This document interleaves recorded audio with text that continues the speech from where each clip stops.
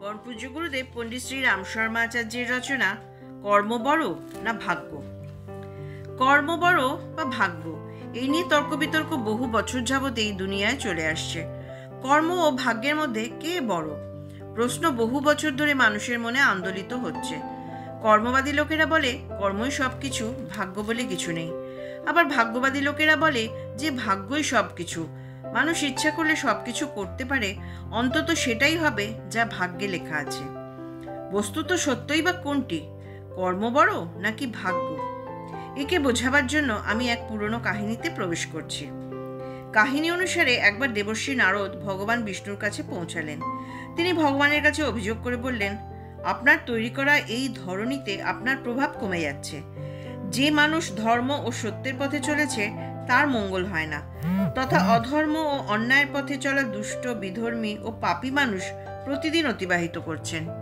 দেবর্ষী আরও বললেন, শুভ পথে চলা ব্যক্তি, যিনি ভালো কাজ, শুভ কাজ ও পুণ্য কাজ করে থাকেন, তিনি দুঃখ ও কষ্টে জীবন অতিবাহিত করছেন। এই কথা শুনে বিষ্ণু ভগবান হেসে বললেন, যা হচ্ছে সবই নিয়তি। নারদ বললেন, ভগবান, আমি পৃথিবীতে এই সমস্ত দৃশ্য নিজের চোখে দেখে এসেছি, তাহলে আমি কিভাবে মানি যা হচ্ছে সবটাই নিয়তি? ভগবান বললেন, ঠিক আছে, আপনি এমন কোনো ঘটনার কথা বলুন যেখানে আপনার কথা সত্য প্রমাণিত হবে। দেবর্ষী নারদ বললেন, এখন আমি এক বনের ভিতর দিয়ে আসছিলাম। ওই বনে আমি দেখলাম একটি গরু পাঁকের মধ্যে পড়ে আটকে গেছে। ওকে বাঁচাবার কেউ ছিল না। তখন একটি চোর ওখান দিয়ে যাচ্ছিল। সে গরুটিকে পাঁকের মধ্যে আটকে যেতে দেখে ওর শরীরের উপর পা রেখে কাদা পার করে চলে গেল। ফলস্বরূপ ওই চোর তো কাদা পার করে চলে গেল, তবে ওই গরুটি পাঁকের মধ্যে আরও বেশি করে আটকে গেল। দেবর্ষী বলে চললেন, ভগবান, তারপর ওই চোরটি অনেক স্বর্ণমুদ্রা ভর্তি একটি থলে পেয়ে গেল। এই ঘটনার কিছু সময় পরে ওই পথ দিয়ে এক বৃদ্ধ মহাত্মা যাচ্ছিলেন। গরুটিকে কাদায় আটকে যেতে দেখে উনি নিজের প্রাণ বাজি রেখে ওই গরুটিকে পাঁকের ভিতর থেকে উদ্ধার করলেন ও তার প্রাণ বাঁচালেন। এরপর ওই বৃদ্ধ সাধু নিজের রাস্তায় এগোচ্ছিলেন। পথে একটি কুয়া থাকায় তিনি কুয়ার মধ্যে পড়ে যান। এখন ভগবান, আপনিই বলুন, এটি কেমন বিচার? দেবর্ষী প্রশ্ন শুনে ভগবান বিষ্ণু বললেন, নারদ, এ সব কিছু কর্মানুসারে হয়েছে। নারদজি প্রশ্ন করলেন, এটা কেমন করে?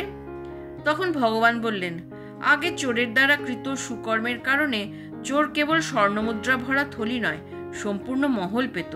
তথাপি সে গরুটির সঙ্গে যে কাণ্ড ঘটালো তাতে তার সুকর্মের ব্যাঘাত ঘটল এবং সেই কারণে তার ভাগ্যের ব্যাঘাত ঘটল। ফলস্বরূপ মহলের জায়গায় কেবল সে একটি থলিই পেল। এরপর শ্রী ভগবান একটু হেসে দেবর্ষী নারদকে সম্বোধন করে বললেন, ওই সাধুর ভাগ্যে ওই দিন বড় দুর্ঘটনা লেখা ছিল, কিন্তু উনি গরুকে বাঁচিয়ে যে পুণ্যকর্ম করলেন তার জন্য ওনার সাথে ঘটতে যাওয়া বড় দুর্ঘটনা একটি সামান্য চোটে বদলে গেল।